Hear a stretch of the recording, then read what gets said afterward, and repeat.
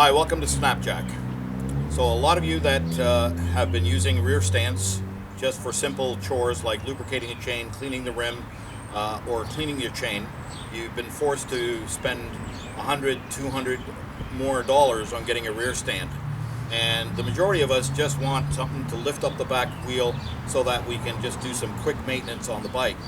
And so we developed the Snapjack V2. It's made for sport, standard, dual purpose, some sport touring bikes. It's not made for cruisers unless they're older cruisers, lighter, and you'd still be able to lift up the rear end with the Snapjack.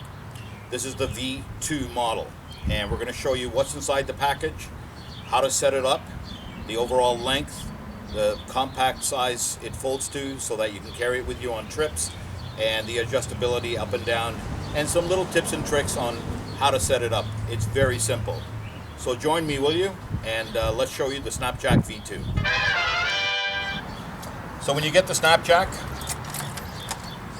I'm going to show you all the components that you get with it. You get two anti-skid rubber pads. One is for the kickstand and one is for underneath the Snapjack when you're ready to put it out. And you can only use these, or you should only use these, if you've got slippery pavement or your side stand slides when you're trying to prop it up. On rough concrete, rough asphalt, you probably won't need it. This kickstand, the side stand, may slide. Some of the sides, the kickstands have a little bit of an arc to them. Some surfaces are really smooth. So it really depends on your particular bike, on your particular surface. But these anti-skid pads are really good for that. And the way to put these on, just tilt the bike up just a little, slide it under, and put it back down. And now this will not slide.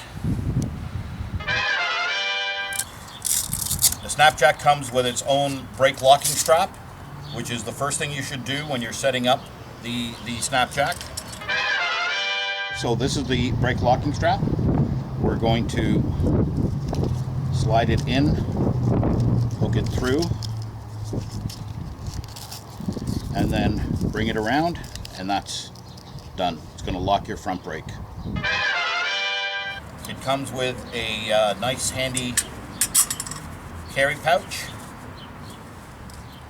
and an extra pin. This is the locking pin for the Snapjack. So it comes set on one of these holes. It's the adjustability. Now we'll take you through the steps to get this set up for your bike. The first thing you should do is locate a nice flat part of your rear axle, and you want to take some degreaser and clean underneath so it's not slippery. Okay? That way you know when the cradle is sitting under here, it's not going to slide around. Okay? Next thing you want to do is determine which height level you want to be at. Now this is an FZ07, and it's got a 17-inch rear rim, so I think it's probably going to be sitting on the second hole from the bottom. We may have to move up one hole, we'll see. But this is just a guide for everyone to try. So, next step is to locate a nice flat part, put the base about 3 or 4 inches away, grab a part of the bike, pop it up. Now as you can see, the rubber is still touching on the bottom. So we're going to disengage it, and we're going to move the base, keeping pressure on the upper cradle and on the swing arm. We're just going to move the base about 1/2 inch. And then we're going to try it again. And there we go. Complete spin. You take the locking pin, put it into the next top hole, and that's locked. So now you can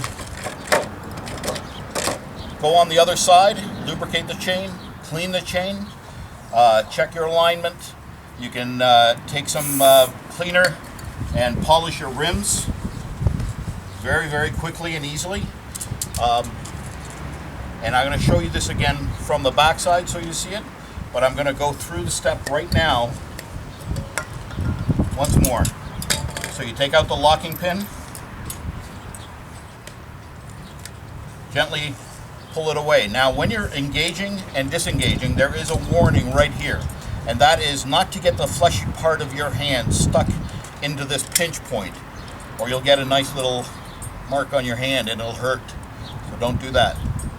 Always keep your hand slightly below it. So again, we find a nice flat base. We're making sure that the back tab of the Snapjack cradle, this is called the cradle, this is called the foot, they both pivot to accommodate for different angles of the rear swing arm and different angles that you may encounter on some uneven floors. So you want to put it there, place the base down, pop it up. When you know that it's clear and not rubbing, put in the locking pin and away you go.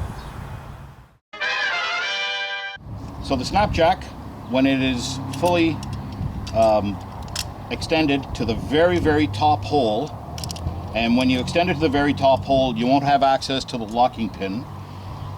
There is the overall length, about 15 inches to the bottom of the cradle. So you would need to be at about 14 inches total height, if not a little bit lower, in order to engage this. So let's assume that this is the ground. You would need it about there. Your swing arm would be here in order to engage it up to that height. Completely folded,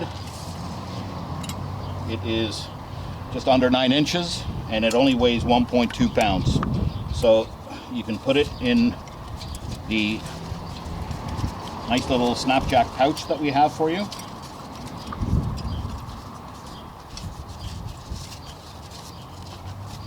Zip it up and it goes in your backpack, underneath your seat, or in your toolbox.